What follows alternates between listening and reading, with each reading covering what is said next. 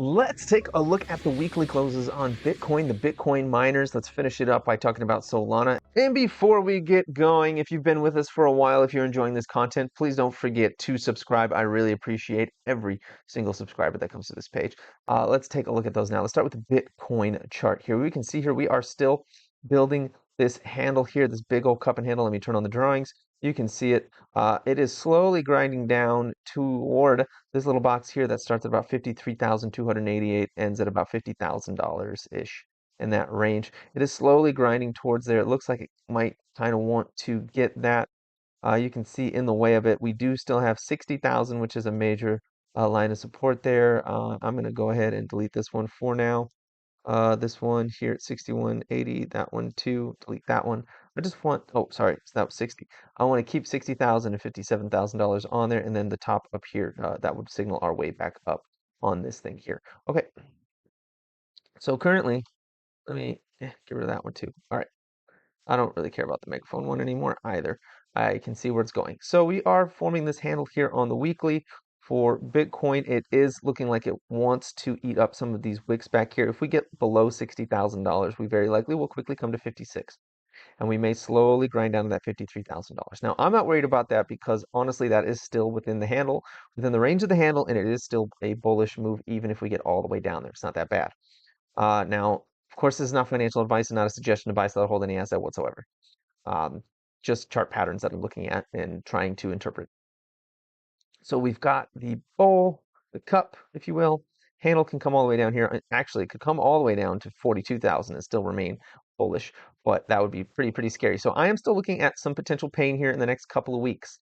If we don't start seeing this turn around before, the next 3-4 weeks, we don't start seeing some blue candles in here, or some green ones on your chart if you haven't edited it, then we may be coming down there sometime in June, perhaps before the summer rally. I am still thinking there will be some sort of summer rally.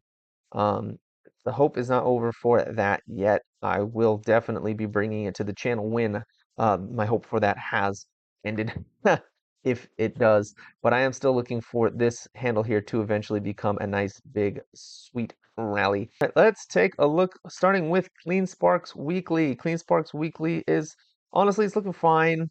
It's not too bad. It hasn't really done anything. We're still hanging out around that $15 level. We keep coming up towards as high as 25 almost and as low as 13, but we keep getting in between the $18 to $15 range. That's where it wants to hang out right now. That's where it wants to consolidate. So this is an area, honestly, of mostly accumulation.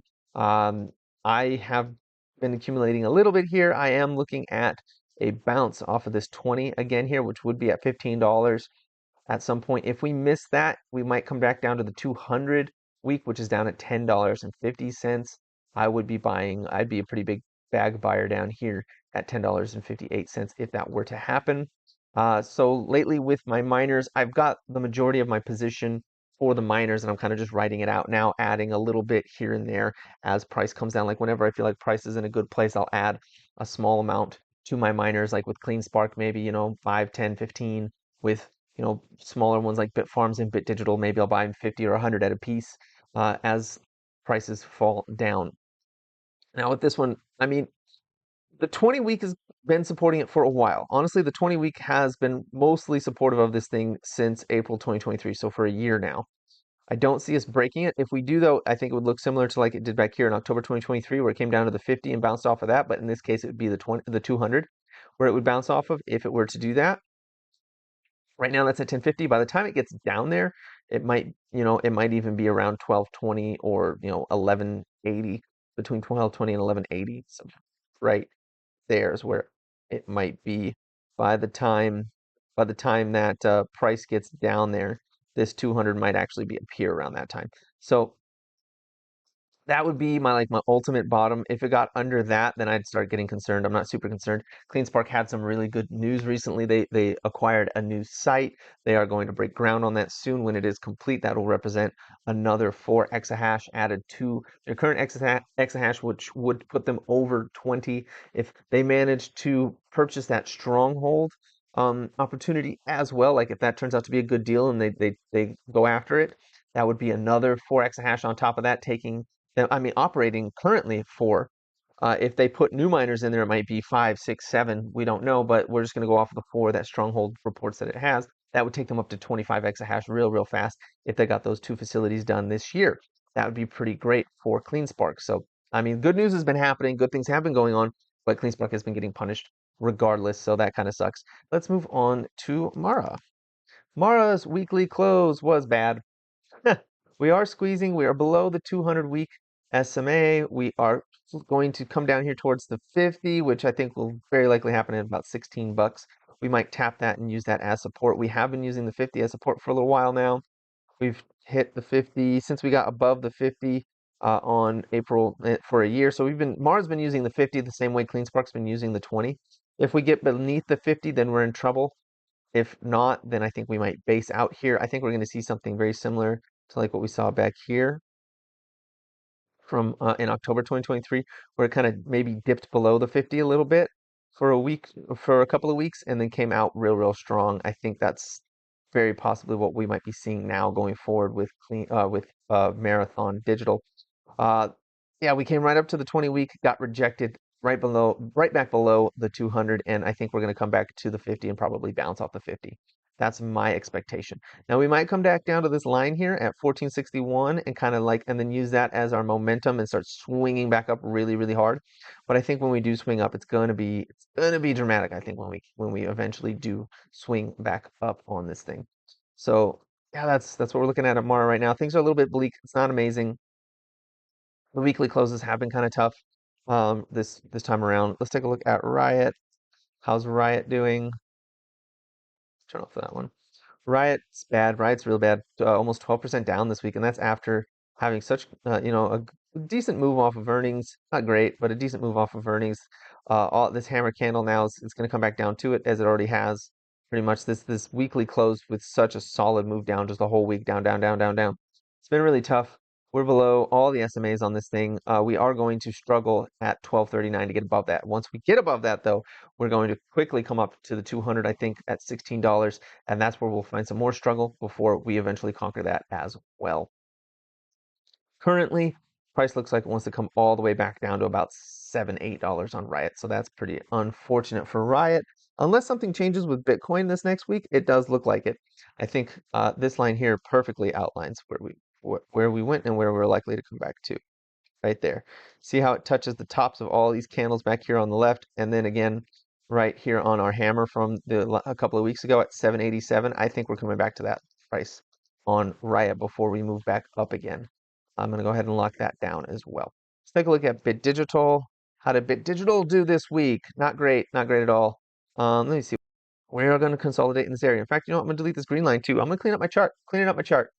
Honestly, I'm going to get rid of this downtrend too. I'm not too interested in following it anymore. I really just want to see it get above $3.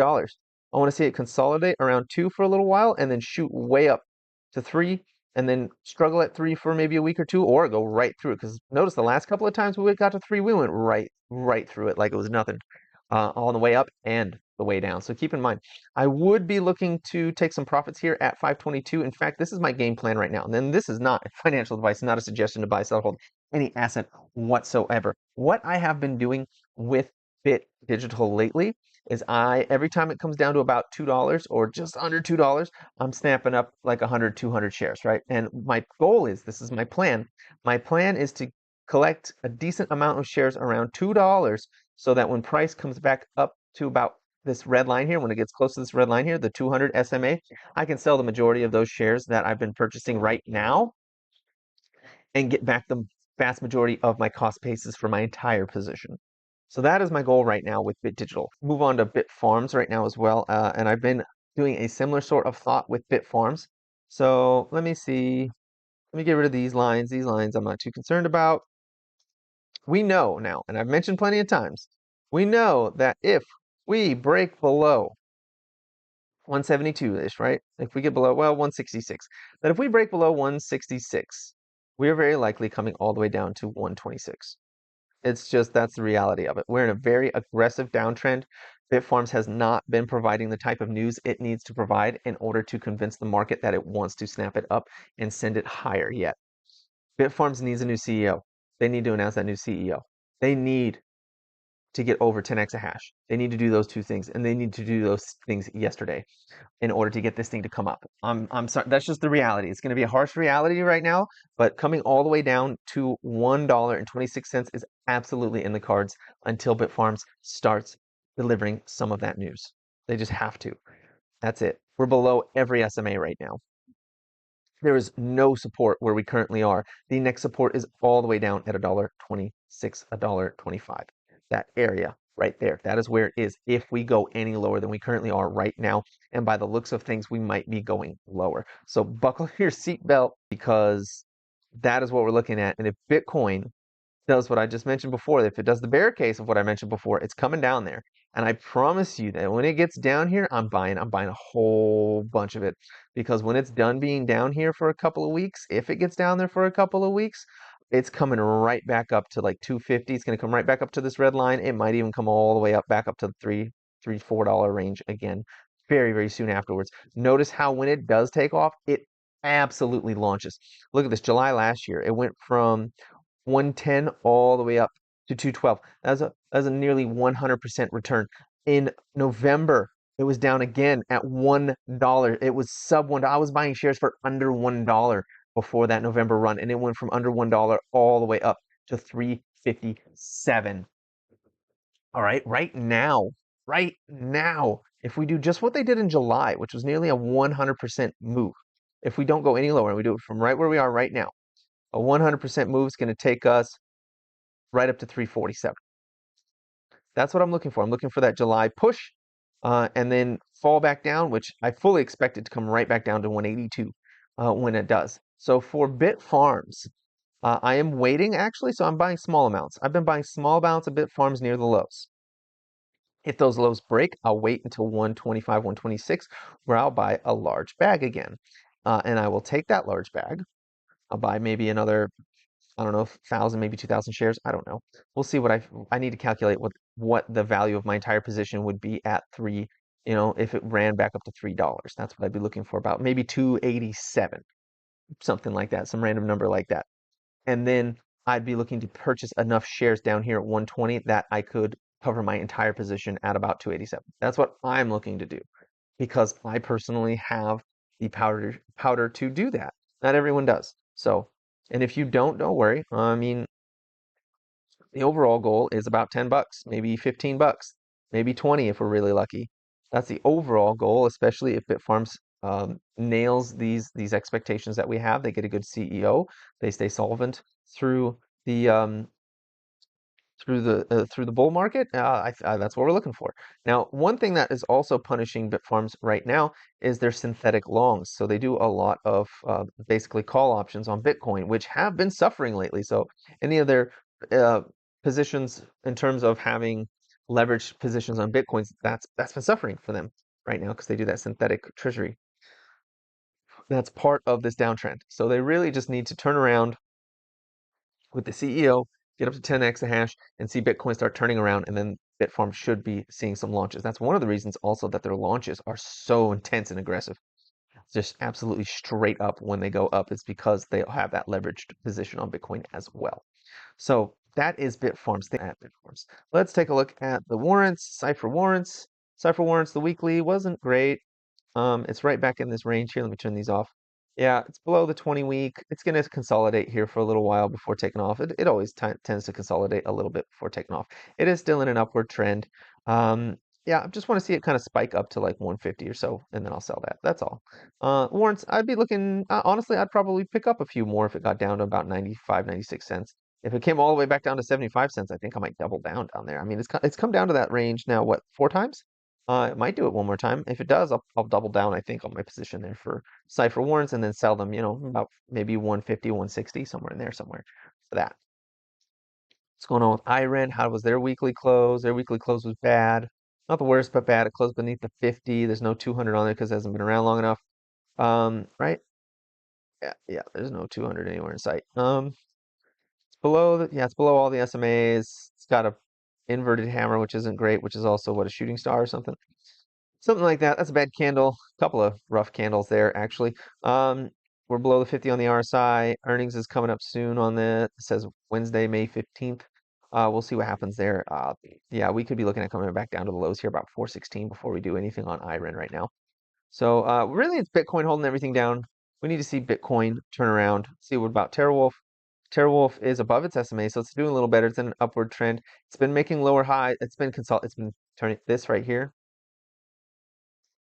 This right here is a spring getting loaded. This is a spring getting loaded to explode. Look how the price has just been compressing here, just getting lower and lower and lower and lower, and here getting higher and higher and higher and higher. That is pennant. That is going to explode. That is creating explosive energy right here. Which direction is that explosive energy? We don't know. If Bitcoin goes to $53,000, this is going to explode down all the way down to under $1 again. That's the reality there. If Bitcoin decides to turn around and go up, this thing's going to explode all the way up probably to about $4, maybe even higher on TeraWulf. This is a spring that it's making right now. It's getting spring loaded, getting ready to go. That's the miners for the week. We had a pretty intense week. Actually, things were bad. It's been a difficult road right now. Let's start looking at some crypto now. So one crypto that's been actually very interesting and been on my watch list, I've talked about it before, is Solana. Solana is getting interesting here. Now, there is something I really like to see right here on Solana. It is range bound. I like that it is range bound right now. This, where we currently are, down here, between 160 and honestly 18, this little zone right here, that is an accumulation pattern. I like accumulation patterns. That's really great. As much as this up here was a distribution pattern, full with that final last little retail up thrust there before the absolute dump. As much as that was a distribution pattern, this is an accumulation pattern right here. I like that. I like that a lot. Same here, like this dropped and we got this accumulation pattern here. When we get above 160 again on Solana, like when that happens, we're going to go right back to these highs at 210. In fact, we might be looking at doing a similar move. Let me get back here. We might be looking at doing a similar move to like back here where we went from 122 all the way up to that 210. That was a 72% move. What would we get a 72% move if we went above 160? Where would that take us? A 72% move would take us just above previous all-time highs. That would take us up to $275.94. 275 is where this would take us if we did a similar move over 160 that we did over 122 when we previously broke that resistance. So that's really exciting. What am I midterm, or I should say short term, Solana could come back down to 120 to 118. Personally, I will be rounding out my position of Solana in that range. If it gets back down there, I'll be rounding out my position, trying to get myself up to about 50-ish. Currently at 44, so I'd need to buy about 6 more Solana around this area down here in order to get to my 50 Solana goal that I have for my Solana. We are currently forming a bull flag. Now, Solana is tricky because it doesn't always follow Bitcoin. Sometimes it goes the opposite way of Bitcoin, or sometimes it falls with Bitcoin and then recovers really, really fast. It's hard to say. This does look like a bull flag that we're currently forming right now on the Solana chart. But that bull flag could just take us back to 160 before getting beaten right back down. If we go back below 140, which has been acting as support recently, if we go back below 140, we're coming back down to about 120. And that is where I plan to pick up a few more Solana, hopefully in the next month or two. Once that happens, I'm looking at it to turn right back around and come up to about 160, struggle at 160 perhaps, or if we're really lucky, it'll just slice right through 160 and come right up to 210 where we'll make a bull flag and then go to new all-time highs on Solana. I think that's the next stop for Solana, to be honest. I'm looking at something like this, right? We came up, tested the 122, went above it, came back, tested it, went right up to 150, did a little back test, took off from there and just launched to the new all-time highs. So I'd be looking to come up above 160, maybe up to 170, 180, and then come back, test 160. Once it tested 160, I'd be looking for it to launch up to the highs, again around 210, fluctuate a little bit, and then go for all-time highs again from there. That's what I'm looking at for Solana and what I'm hoping is going to happen with Solana. So that is it. Please like, comment, and subscribe, and have a profitable day.